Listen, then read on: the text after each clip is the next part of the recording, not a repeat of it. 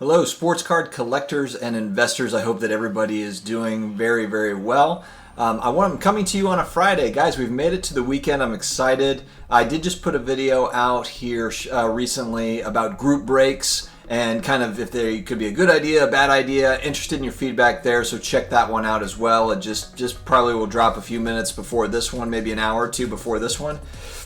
But today, I'm also going to hit on a topic. It is a very debated topic in the industry, and it's about the grading companies and which one is better. I don't necessarily have a take on which grading company is better because each sports card or non-sports card grading company for that matter offers pros and cons. There is so much personal preference that goes into this, and it also depends too on if you're slabbing cards to just collect or if it's to buy and sell. If you're an investor or a flipper and you're looking to buy a card, grade it, and then resell it, or if you're buying it already graded and then reselling it. There's a lot of different factors here, a lot of variables. This is not going to be a video that goes over the process of submitting cards. I am not a grader. I'm not somebody that buys cards raw and submits them for grading, at least not yet. I buy raw, sell raw, or I buy graded and sell graded, and then of course I buy and hold on certain cards as well. I'm not just buying and selling everything. I have long-term holds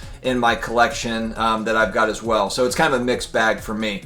But what I am going to do today is I'm going to go over just some of the basics, what to expect for someone that might be new or intermediate into the hobby or getting back into the hobby and just trying to figure all this stuff out.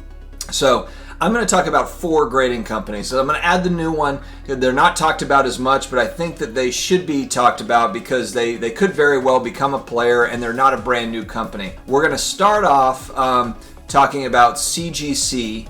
And CGC is a new company to sports cards, not a new grading company. They are pretty much the standard for comic book grading currently. They've graded thousands and thousands of comic books. They are top notch as far as their reputation, and they've been doing it for a long time. Recently, they have gotten into Pokemon cards, Magic the Gathering cards, and then they're also moving into sports cards as well. And I believe that faction of their company is called CSG, Certified Sports Guarantee, I believe is what that stands for. But to give you an idea of what their cases look like, I've got a comic book. This is Amazing Spider-Man number 300. But their card cases are really very, very similar. If you look at kind of the label there, the labeling is very similar. I'm also going to post a picture of one that I saw on eBay to give you an idea of kind of the how it looks on a smaller scale. I really like them, but maybe because I'm used to seeing them on comic books, I just like them because of that. If you have not been using them, then it might not be as much of a cool type label to you.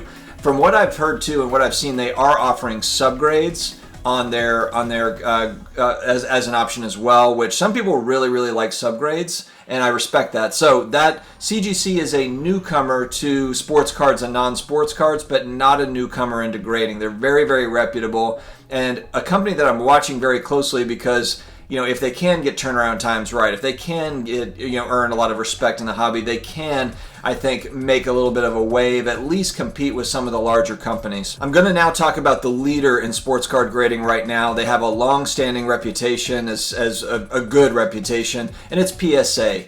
PSA is the company that is really kind of the main driver right now in the hobby. There are other companies that we're going to talk about, of course, but PSA is really one that stands above the rest. And I will say this a few different times. There's a big reason in my opinion why PSA drives the market, and really it's the personal preference of the market in resale value. It's the resale value of PSA in the majority of cases is higher, and in some cases a lot higher than their counterparts in BGS and SGC, and I suppose CGC as well. We'll have to see what CGC looks like. But that is the biggest driver of this because let's face it, there are just a lot of people that are buying raw, grading cards, and reselling. And so if they're using all 3 companies and they're getting a certain resale value that's a lot more than the other companies, that's going to be their personal preference. And it might mean that they're going to pay extra to get those cards back faster. Or it might mean that they're willing to wait longer to get their cards back.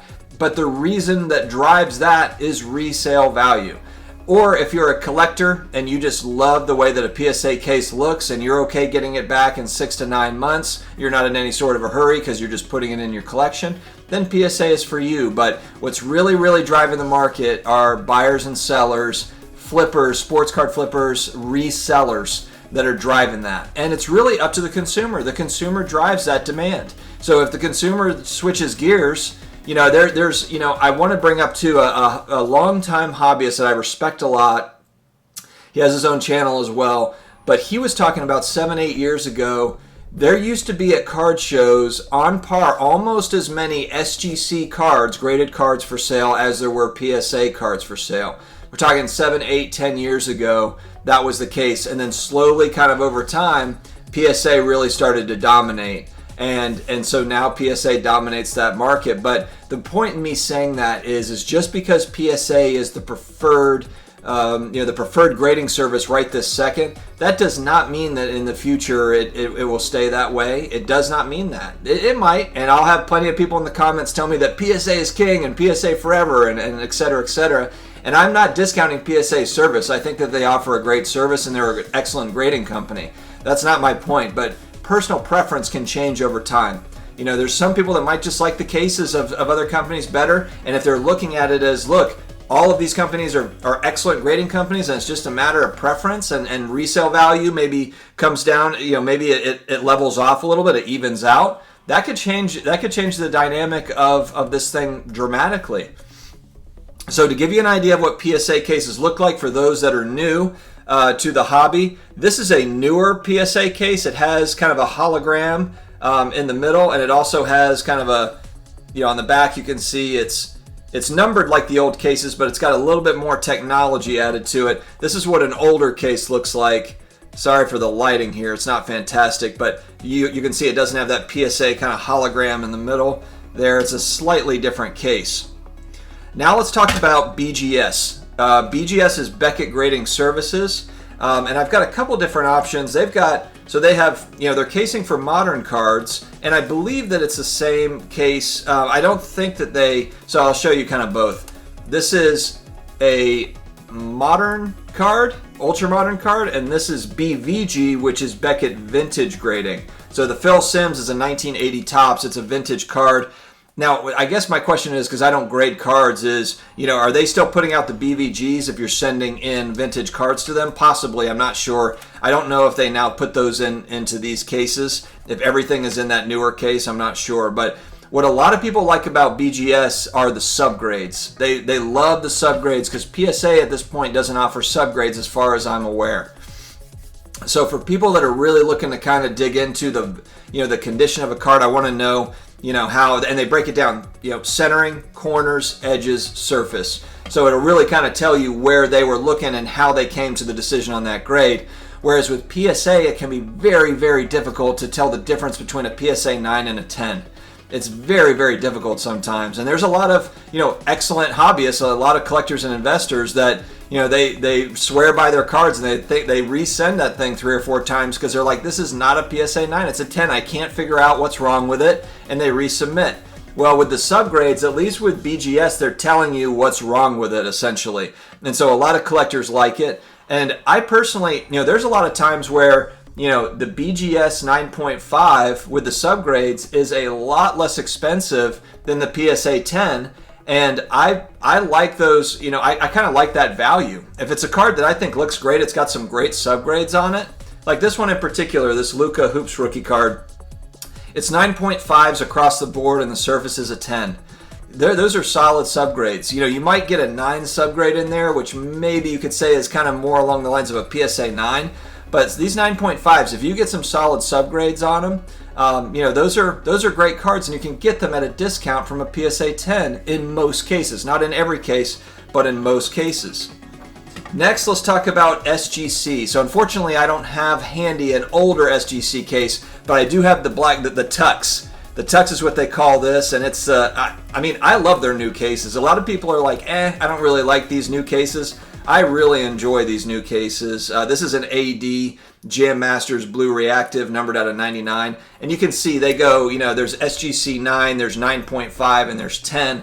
And people swear by SGC as it being they're a really tough grader. And so then my question then comes back to, are people not submitting to SGC because, one, they're a tougher grade, and this is debatable, guys. Two, one, tougher grade. Two, they don't get the resale value is not as high as a PSA. And so is that why we're going, is that what drives PSA? Higher resale value, and it's potentially easier to get a Gem Mint 10? Now, these are all very debatable topics. There are people that swear that PSA is the toughest grade. There are people that will say that SGC is the toughest grade. BGS is a very tough grade. I've seen plenty of videos too where people will say like, hey, now I'm getting PSAs that I thought would be an 8 or a 9, and it's a 5 on modern cards. Now in vintage cards, you can understand how there's variances there because they're older cards, but a card that was printed 2-3 years ago or a year ago, that shouldn't be a PSA 5 or 6 unless it was really, if it was crumpled up or, the machine missed or something when they were cutting it. I don't know. But I love this topic because it's very, very debatable. As I say with most of my videos, I like getting feedback from the viewership. I learn a lot from my viewership, so please get in the comments. Talk to me about this, guys. Are you having a change of opinion on some of these companies? I know there's been price hikes at various companies. How is this impacting your overall plan? I want to know about it, and I want to kind of hear from you all in debate. I love the debate in the hobby talk, so let's talk about it. If you have not subscribed yet, if you are new here, daily collectibles, sports card investing, personal finance, all sorts of different things kind of in this genre of topics. I really enjoy talking about and also interacting with my viewership. So please subscribe if you haven't already, and we will be bringing you daily content on the daily.